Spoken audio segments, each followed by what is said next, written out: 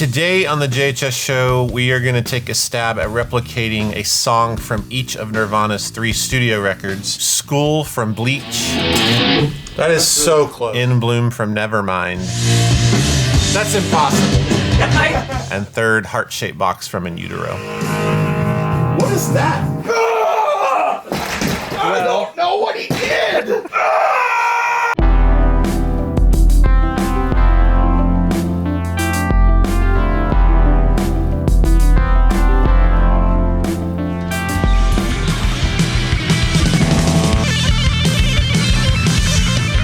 Kurt Cobain's tone can be complicated to figure out because we have a general idea of what he used, and we've even seen a lot of these photographs. We know what guitars and pedals and amps, but you have to consider the era. Tape machines, lots of outboard gear, the mixing process after they actually recorded, what pedals were used that we didn't see, what did the room sound like? There's so many variables that go into play here, and a lot of it has little to do with the actual gear that we've seen in the photographs. All right.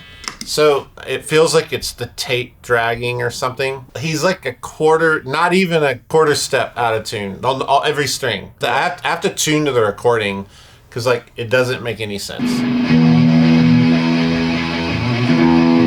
So just, if they're gonna try to play along, it is that off. It's not a half, it's not a quarter, it's like... When we started this project and jumped into Bleach trying to replicate a song, it became very apparent that we needed some extra help. And there's no one on earth that Nick and I respect more on the subject of Nirvana's guitar tone than Aaron Rash. He is the official Nirvana tone detective in our opinion, and his YouTube channel is amazing, so we called him up for some help. I really appreciate you being able to do this. It's like super great. We're big fans of you guys reaching out and everything. I think it's super cool. So starting with Bleach, we're gonna do School. Oh, School. Okay. What the heck do you think is going on there? I actually got the opportunity to go meet Jack and Dino, who did Bleach. He was showing me, he was like, yeah, Kurt came in here and he used this twin reverb, but the speakers were blown out in my twin. He had this little Soundtech 212 with him. He just plugged it into that, so... God only knows what those speakers are. A Celestion 70s, I'm pretty sure. Our goal here is not to use Kurt Cobain's actual gear. It's to use our ears and use things that are currently being made that are much more affordable, more readily available, and not as rare as some of this crazy stuff that's actually from that era. On this song, we took the Kemper and we went to a 68 blackface twin profile because we know that Kurt Cobain was playing a twin on Bleach with a DS1. The Kemper is going to be used the whole time. It's really easy to scroll through all the amps I've profiled and use things that are similar to what Kurt actually used. I know from watching your stuff, there's is it Univox High Flyer? Yeah. Or is that what it's called? Yeah, High Flyer. That was used on Bleach a ton. If you had to say, here's a guitar that will be like the cousin of the Univox High Flyer. I think Eastwood, they make kind of like a new clone of the High Flyer, and they're a lot cheaper. Sweet. I find that the guitar not as important, I don't think. I mean, honestly, the built that I have, it has like mini humbuckers. It kind of just felt like I landed close.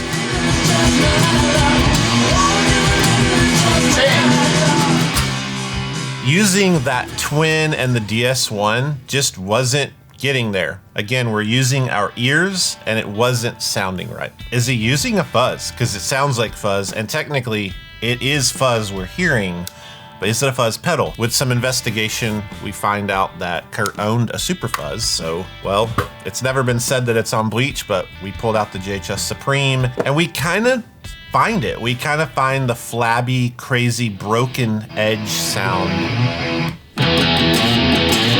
That is so close. Yeah.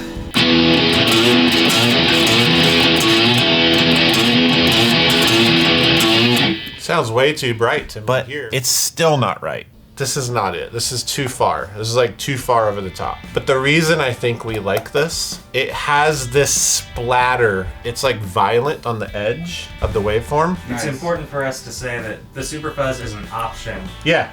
If you don't have the amp that does the thing, There Yeah. are other ways to do it. The super fuzz is an option, and I think I will still put this on the board. Kurt Cobain had a super fuzz. Even Aaron, on his video for In Utero, talks about a super fuzz nailing one of the sounds. Yeah. We switched to a bassman profile. This started to work because we put the DS1 back just with the bassman. We know that that twin that Kurt was using had a weird 212 cabinet that wasn't the twin speakers. So the bassman in ear sense actually might sound more like the twin that he used. We think it gets really close. You want to track that? Yeah, let's do it. Okay.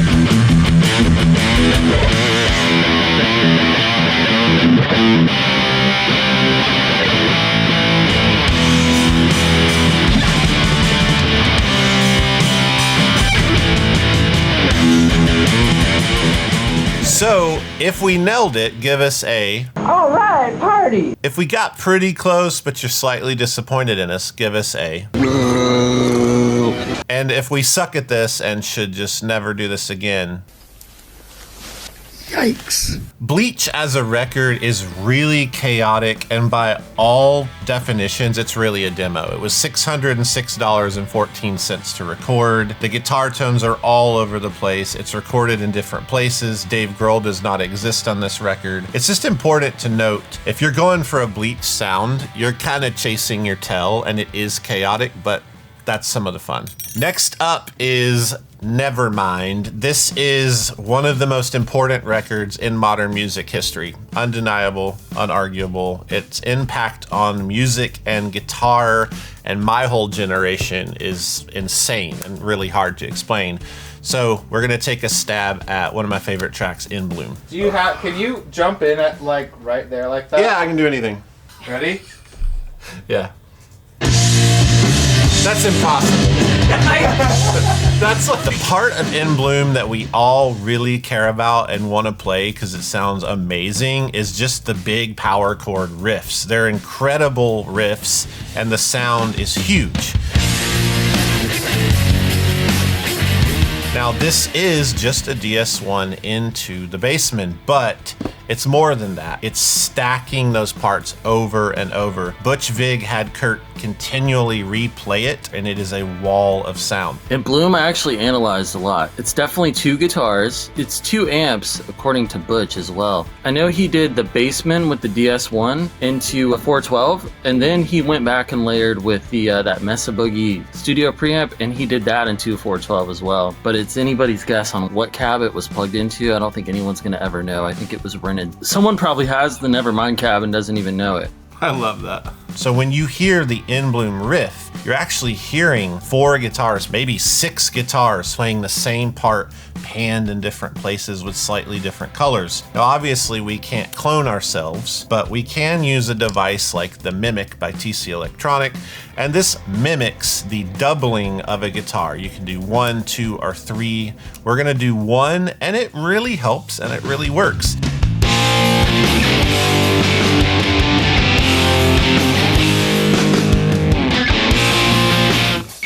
That was the Mimic in mono. It does have a stereo option that we were too lazy to use, but we're gonna double the guitar again, and we're gonna pan them hard left, hard right. It's a lot of guitars, it's a lot of tracks.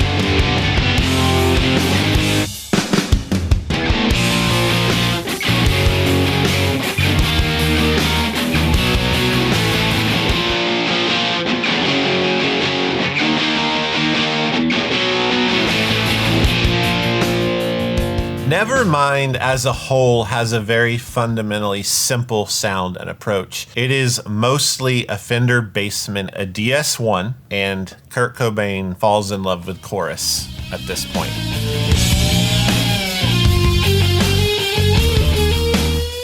We want to talk about chorus starting in Nevermind because it's so fundamental. What's going on there? Yeah, small clone. Just small clone. Yeah, the small clones are awesome. I think he recorded with a lot of the small clone, and then on the console too, like after the fact of recording, it sounds like they did a lot of that effects and chorusing, whatever they had in the studio. Probably like a Yamaha SPX 90 or something like that. As cool as this is, it's kind of unobtainable to most people to buy a vintage one. So we used the 3 Series chorus, dialed it in. It's almost identical, and when you're playing, it feels exactly the same.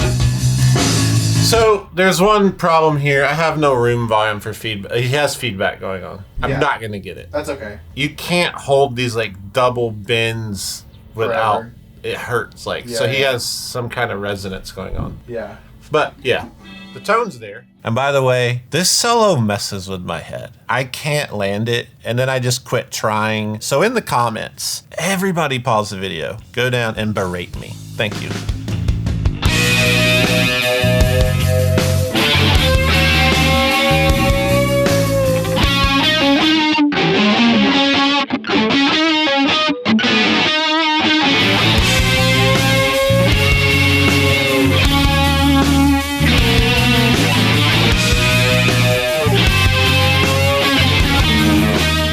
Now that you've heard this attempt at In Bloom, let us know if it was...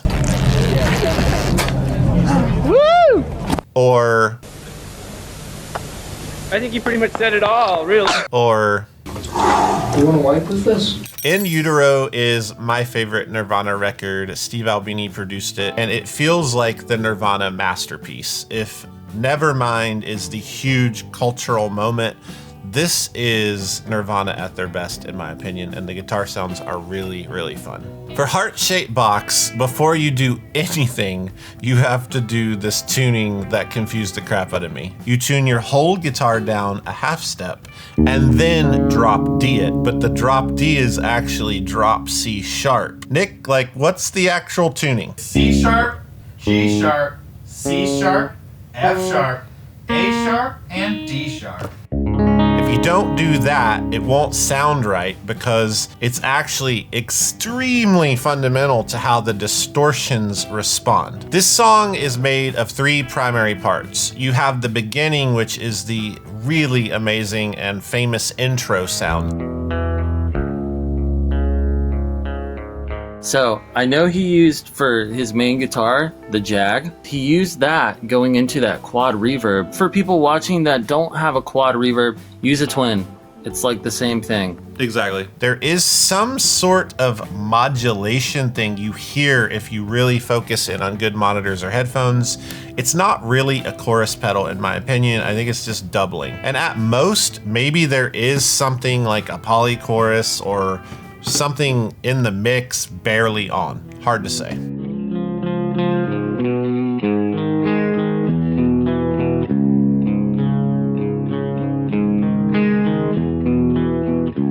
On the big chorus power chord parts that are really distorted, this is again that drop tuning giving a lot of weight and depth to the sound, and the Sans amplifier by Tech 21. It was the Sans amp going into that quad reverb, but here's where it gets really weird. If you turn up the output all the way, it starts to overload the front end of the amp, and you get this just wild tone. And that's basically like the distortion sound of In Utero in general right there. I didn't know that at all.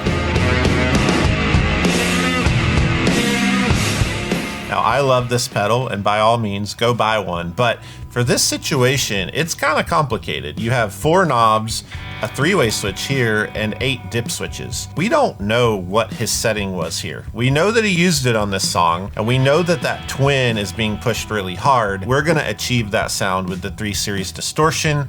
It gets really close, and it's actually usable even for lots of tones on Nevermind that you'll hear.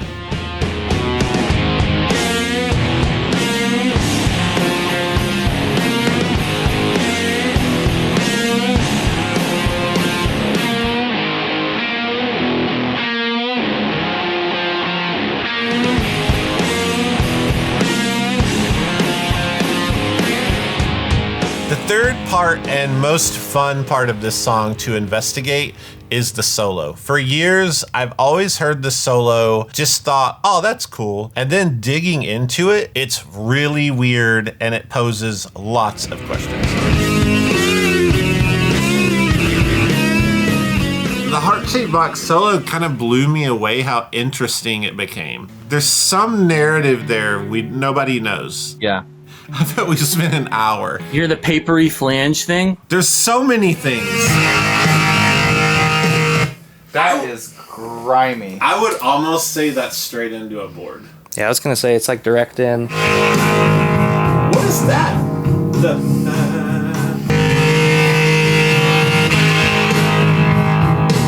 What Sounds like is you that? turned something off. Yeah, there's like a fade out to it. I don't know what he did. Like, it's straight up crazy. It feels so. Austin, the other guy in there, we were going through this, and he had this thought, and I think it's really solid. Is that solo overdubbed? Because there's a point where it feels like at the end of the solo, a layer is cut off, and it just goes to the original take. That's right on the money. I believe so too. Good job, Austin. Definitely an overdub. Okay, so watch this. So imagine they track the song. They go in and they're listening. There's a solo we'll never hear that's there, but they didn't like it. And Kurt or whoever, Steve, they're like, overdub another solo, take another pass. What if they just plugged in and did a DI solo?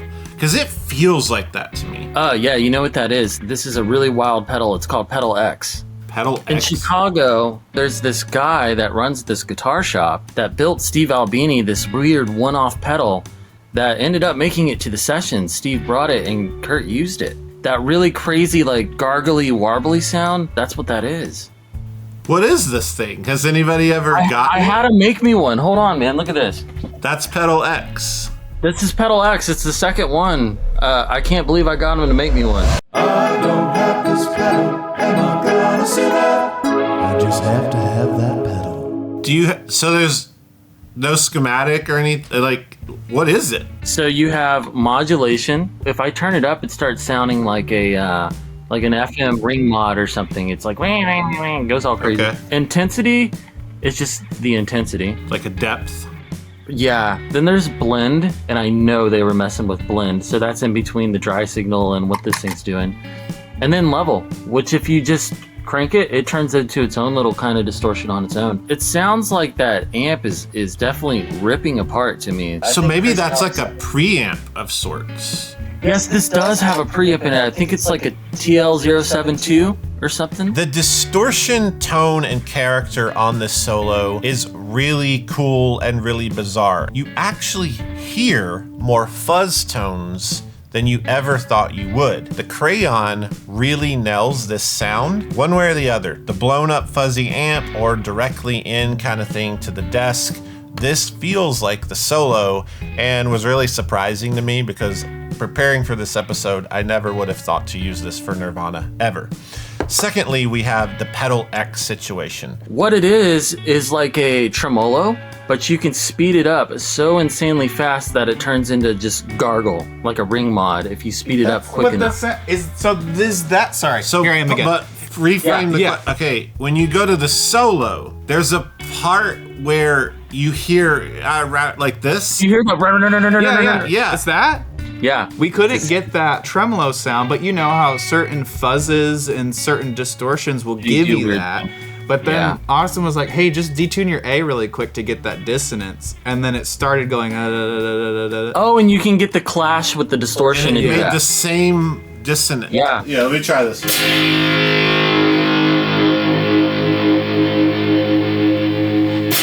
Like, of course, it comes down to him not being in tune. Who would have thought? So what? Yeah, that's it. oh, that's weird. Oh my god. So it's just like the notes are like out of tune from each other? Yeah. Which is modulation. Yeah. That's it right there. That's weird. That's cool. Good job, Austin. Good. Austin's contributed Austin's more so than I smart. have. I like what you guys are doing, like finding different ways to get these kind of tones, because a lot of this stuff is just like one of one. I'm surprised I even have this. Bill, the guy that wrote the schematic and built this thing, wrote inside of here his name and then number 2. Dude, you should send me a picture of the circuit. It's a tremolo, supposedly. So we go with the Kodiak, and yeah, it moves.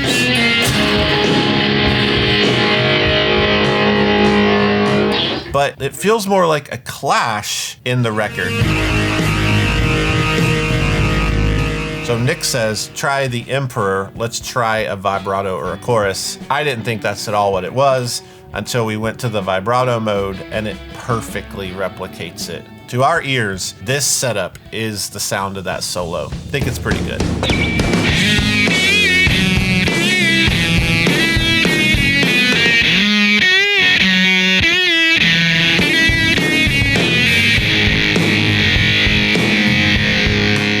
So again, let us know how we did on Heart-Shaped Box. Was it... I didn't go to college. Or was it... No. I said heck no. Or was it like... We sold out. Yep. Kill us. I quit. In Utero is such a fun record because it's how Nirvana always wanted to record. Kurt Cobain, even before Nevermind, wanted to work with Steve Albini. And what you hear on this record is the band in a room playing songs in the raw. Nevermind is actually pretty produced. It got some hate from the indie crowd back in the day. But In Utero is like the true colors of Nirvana, and it's some of Kurt Cobain's best guitar playing. Really dive into it, and you'll hear all kinds of great, complex, and interesting guitar work that you might not have ever heard before.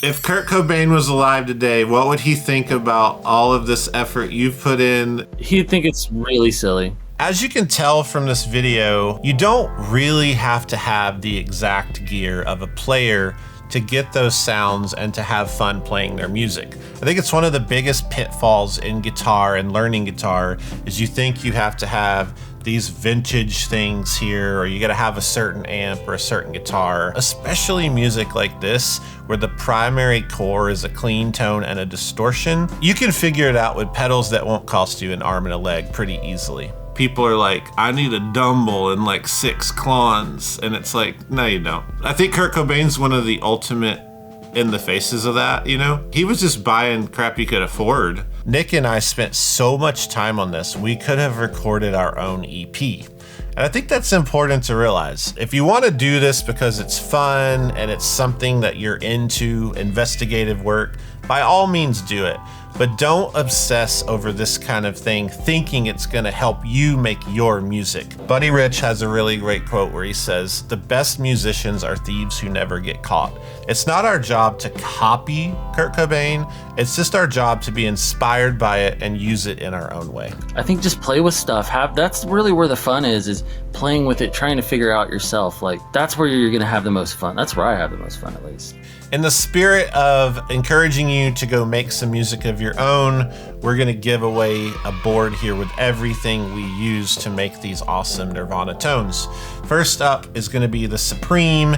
Even though we don't think there's an actual super fuzz on a Nirvana record, there's a lot of tones using that DS1 pushing an amp to the edge of collapse. That'll cover those bases of the like extreme fuzz sounds for a lot of you who don't have an amp that you can turn up and abuse in that way. Secondly is the Crayon. It does some interesting fuzz sounds as well, but it's really gonna shine on that Heart-Shaped Box solo and the more experimental side of Kurt's sounds. Then the DS1. You could not have a Nirvana board without a classic DS1. So that's a must. This 3 Series distortion is gonna be kind of the variable other distortion. We know there's the Sans amp, the DS2, we know they used a Rat pedal as well. This will get you a different flavor of distortion because you can't have enough for this style of music. Then the Emperor. The Emperor obviously nails this Heart-Shaped Box modulation weird pedal X sound, but at the end of the day, it's incredibly close to this small clone because it's a true Bucket Brigade analog chorus. The 3 Series chorus can be used in the same way as the Emperor as another chorus sound. We know that Kurt had the small clone, the poly chorus. There's probably other stuff we're unaware of. So having 2 choruses that you can use and even stack is a good idea. And then because all of this is stacked distortion tones, turn that mimic on when you're playing those big chorus power chord parts. Thanks so much. Go down the rabbit hole over at Aaron's channel. The guy is like totally deep into the weeds here, and I think you'll love it. Also, check out the Kemper packs. Some of the amps that we actually used are in the available amp packs. Click that link in the description below. And also, just a big shout out, Robert Keeley has made the Angry Orange, which is his version of a really tricked out DS1. So some of you watching the video, you may really love this sound you're hearing, and maybe you didn't know that's what this Nirvana thing was. So this is a really cool and more versatile version of this pedal. So check it out. Robert's a great guy. Hit like if you liked the video, and if you want more content like this, subscribe. Do it! That's what he said.